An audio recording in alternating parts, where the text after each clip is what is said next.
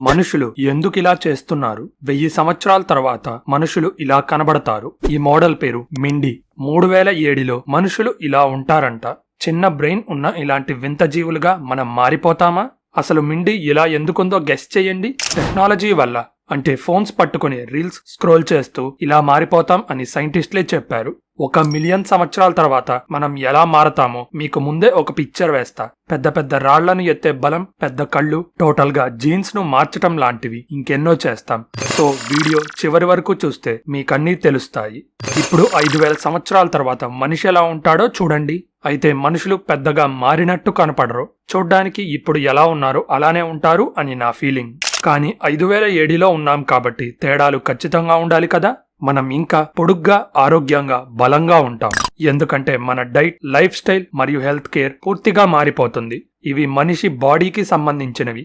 Space travel తో పాటు technology చాలా అడ్వాన్స్ అవుతుంది. మనుషులు గ్రహాల మధ్య నిమిషాల్లో ట్రావెల్ చేయగలిగే స్టేజ్ కి వెళ్ళొచ్చు. అలానే మనకి హెల్ప్ చేయడానికి మన బాడీని ఏఐతో కనెక్ట్ చేస్తాం అని నా ఫీలింగ్. గ్రహాల మధ్య ట్రావెల్ చేస్తాం కాబట్టి మార్స్ మీద పెద్ద పెద్ద సిటీస్ కట్టేసి ఉంటాం. అయితే కొన్ని వందల సంవత్సరాలు అక్కడ పుట్టి పెరిగిన మనుషుల బాడీస్ లో ఎలాంటి చేంజెస్ వస్తాయి? మార్స్ లో గ్రావిటీ చాలా తక్కువగా ఉంటుంది. దీనివల్ల బోన్ అండ్ మజిల్ డెన్సిటీ తగ్గి పలచబడతాయి. సింపుల్ గా చెప్పాలంటే చిన్న ప్రెషర్ పడితే చాలు ఫ్రాక్చర్స్ అయిపోతాయి. ఇదొక్కటే కాదు, గ్రావిటీ వల్ల మనుషులు పొడుగ్గా, పొడవాటి చేతులు, కాళ్లతో పెరుగుతారు. అప్పుడే అయిపోయింది అనుకోకండి, లోపల ఇంకా చాలా చేంజెస్ ఉన్నాయి.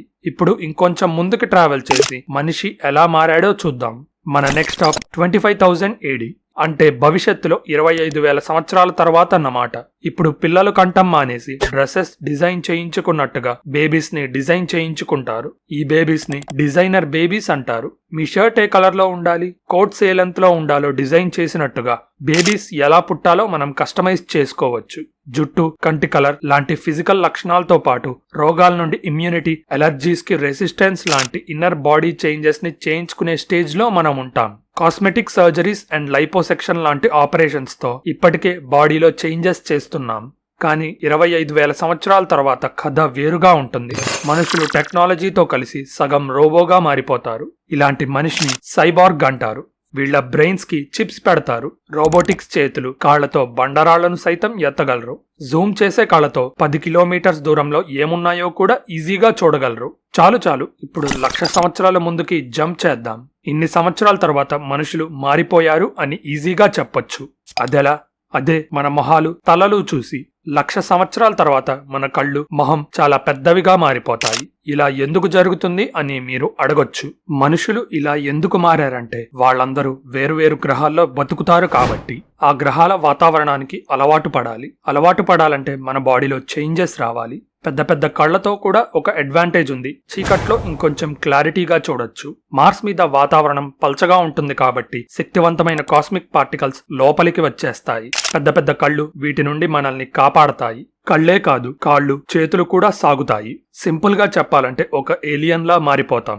సమయం గడిచే కొద్దీ ఈ కొత్త లైఫ్ స్టైల్ కి మనుషులు అలవాటు పడతారు. కొన్ని గ్రహాల మీద వాతావరణం లేకపోవడం వల్ల రేడియేషన్ ఎక్కువగా ఉంటుంది. కానీ కొన్ని వేల సంవత్సరాలు ఈ కండిషన్స్ కి మన బాడీ అడాప్ట్ అవుతుంది. అయితే ఎవల్యూషన్ తో ఒక పెద్ద ప్రాబ్లం ఉంటుంది. అదేంటి? ఒక లివింగ్ థింగ్ తాను జీవించే ఎన్విరాన్మెంట్ కి అడాప్ట్ అవ్వాలంటే దాని బాడీలో చేంజెస్ రావాలి. ఫర్ ఎగ్జాంపుల్, ఒక చిరుతపులి ఆఫ్రికా నేలల్లో ఉండే చెట్లలో దాక్కోవటానికి దాని చర్మాన్ని డెవలప్ చేసుకుంది. ఈ డెవలప్మెంట్ కి వేల సంవత్సరాల ఎవల్యూషన్ తప్పనిసరి. ఇదే లాజిక్ స్పేస్ లో జీవించే మనుషులకి వర్తిస్తుంది. దీన్ని పూర్తిగా అర్థం చేసుకోవాలంటే 1 million years time line complete అయ్యే వరకు చూడండి. మన నెక్స్ట్ స్టాప్ 2,50,000 AD. ఎవల్యూషన్ తన పని తాను చేసుకుంటుందిలే అని వెయిట్ చేసే బదులు మనుషులే దాన్ని మార్చాలని ఫిక్స్ అయ్యారు. ఈ టైంకి వచ్చేసరికి కొన్ని వేల సంవత్సరాలుగా మనుషులు వారి బాడీస్ లో మార్పులు చేసుకుంటూనే ఉంటారు. కానీ ఈ టైంకి అంతకు మించి అనేలా ఉంటుంది. బాడీస్ కి చిప్స్ పెట్టడం, రోబోటిక్ చేతులు తగిలించుకోవడం కాకుండా ఇప్పుడు డైరెక్ట్ గా డిఎన్ఏని మార్చే స్టేజ్ కి రీచ్ అవుతాం. దీన్ని అడ్వాన్స్డ్ జెనెటిక్ మ్యానిపులేషన్ అంటారు. ఆల్రెడీ 2024లో ఇలాంటి టెక్నాలజీ మీద రీసెర్చ్ జరుగుతుంది. జీన్ ఎడిటింగ్ ద్వారానే స్వీట్ కార్న్, ఎక్కువ పంట దిగుబడి ఇచ్చే రైస్ ని డిజైన్ చేశాం.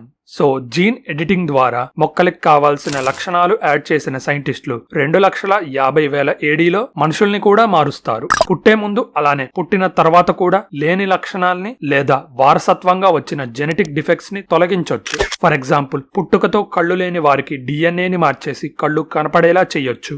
మార్స్ మీద ఒక కాలనీ ఉంటుంది అని చెప్పా కదా, దాని మీద పడే హెవీ రేడియేషన్ ను తట్టుకోవడానికి ఇక్కడి మనుషులు డిఎన్ఏను మార్చుకునే అవకాశం ఉంది. ఇదే కాదు, జీన్ ఎడిటింగ్ తో ఇంకా చాలా చెయ్యొచ్చు. మనిషి బలాన్ని పెంచి ఒక సూపర్ మ్యాన్ గా మార్చొచ్చు. ఇంకా ఆశ్చర్యకరంగా ఎయిడ్స్, క్యాన్సర్ లాంటి జబ్బులు రాకుండా మన ఇమ్యూనిటీని పర్మనెంట్ గా పెంచొచ్చు. ఇప్పుడు 5 లక్షల సంవత్సరాల భవిష్యత్తులో ఆగుదాం. మనుషులు ఈ జీన్ ఎడిటింగ్ తో ఆడుతూ దాన్ని పీక్ స్టేజ్ కి తీసుకొని వెళ్లారు.